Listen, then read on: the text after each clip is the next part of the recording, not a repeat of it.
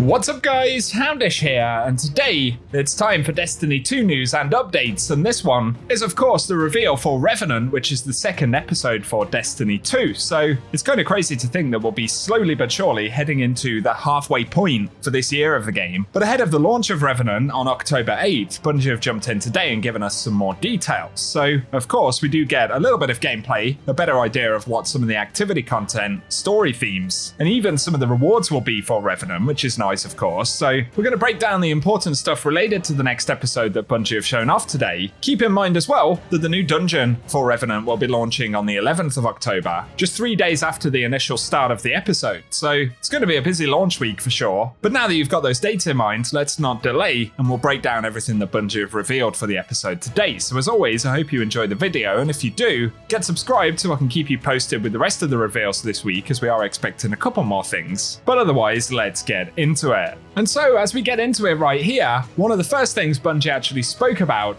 was this sort of potion crafting component of Revenant. Obviously, this is going to be linked with one of the vendors for the episode. So Bungie have outlined that there are different tonics which we can sort of work towards. Some of them will affect the sandbox side of the game, so they interact with artifact perks, and other ones interact with rewards and bonuses to get extra loot and stuff like that. That's the kind of basic component of it. Obviously, it will require a bit of material collection, as we can see on the screen right here. And they just hover over very briefly the enriching tonics, and we can consume enriching tonics to increase rewards earned by defeating combatants and completing activities. We can see that there are different variants of these, legendary ones, but also an exotic one on the screen, which is interesting. And then there are volatile tonics, and these are the ones that affect sandbox. So things like the tonic of renewing finishers, and for 60 minutes, it allows finishers to grant you a small amount of health. There's another one here, and while frost armor is active, primary ammo stasis weapons deal bonus damage. But also shattering a stasis crystal grants you a small amount of class ability energy. So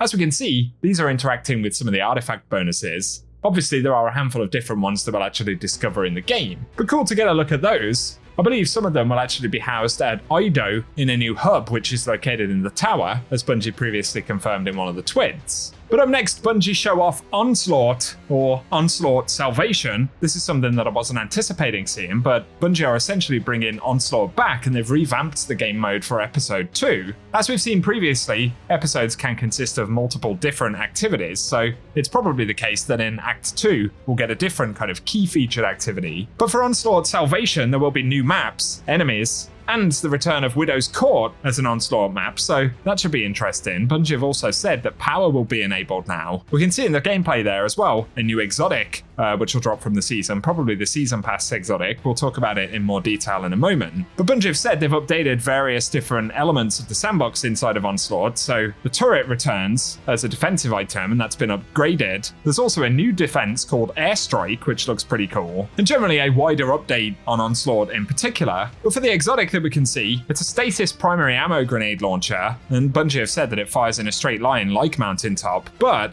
kills will create remnants, and when we gather 50% or 50 remnants, basically fill the bar half full, the weapon will allow us to shoot out a special ammo brick, and 100 remnants will let us shoot out a heavy brick, so it's a new sort of support weapon, which is interesting. The other exotic that Bungie talk about though is of course the Icebreaker, which will be coming from the new dungeon. And Bungie have said that assists and final blows generate ammo this time around, so it doesn't simply generate ammo on its own, but actually making kills and engaging with enemies will create ammo, and it has a 10-round magazine, so it could be quite a good DPS weapon potentially. And also the fact that it continuously will get ammo back, sort of like it did in D1, just not entirely passively. Plus, Chris Proctor from Bungie did tease that it also will work with stasis, and it'll have a particular stasis interaction, which they don't break down, but obviously stasis is going to be a key part of the season, so a couple of exotics there. Bungie also spoke about a double fire stasis grenade launcher, which comes with a perk called Envious Arsenal, and dealing damage with all weapons will reload this weapon, so it might be good for DPS once again. There's also a new hand cannon with a stasis perk, and shattering stasis crystals grants frost armor. Of course, if you have headstone with the hand cannon as well, that could be pretty strong. But they also tease a new SMG, which can roll with a perk that allows sustained damage to trigger a jolt, so a bit like Vault Shot, but not requiring a kill and a reload.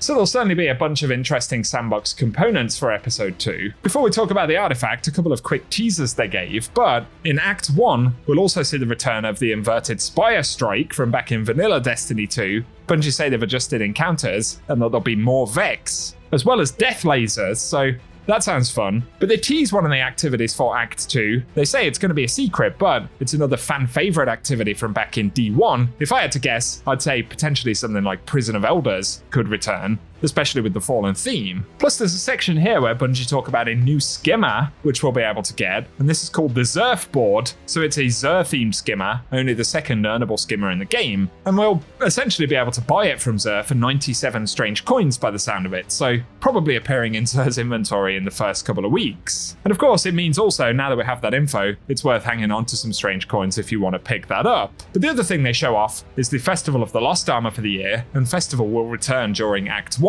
So we don't have a specific date just yet, but this is the armor that we voted for a few months back. So kind of looking forward to getting that. I especially like the sort of dark wizard sets that the Hunter and the Warlock have. Then the Titan actually won the good wizard set. So let us know your thoughts on those. In terms of general impressions of the new content, they didn't show off too many rewards really. They spoke about a couple of the exotics. It was cool to see the Season Pass exotic. It sounds like an interesting weapon. Again, I'm pretty surprised that Onslaught is coming back. I don't know how fun that's going to be to play for a handful of months. Although, importantly, it isn't the only activity, and we will still see additional activities added for each of the acts. So let us know your thoughts on Onslaught down below. The other component to speak about though is the artifact, and of course there'll be some new bonuses here, as well as some which are returning. So we can see the champion mods on the left hand side right there. And then there's a perk called One with Frost, and while Frost armor is active, stasis weapons gain increased reload speed and stability, and stasis swords gain increased guard resistance. That could be pretty cool. There's Killing Breeze, where rapid weapon final blows grant you a bonus to mobility. Enhanced Ether Generator, where Dark Ether Reaper origin trait has a chance to spawn an extra Dark Ether charge. Kill the Revenant, where we can deal increased weapon damage to Scorn, and Rapid Impacts, where dealing damage with a grenade launcher temporarily increases the reload speed of grenade launchers. But there's also Wind Chill, and Rapid Stasis precision hits grant you a stack of Frost Armor, so a new way to get Frost Armor right there, which may of course make it more beneficial. There's also Concussive Reload, and using a grenade launcher to damage a boss, champion, or break a combatant's shield will weaken them.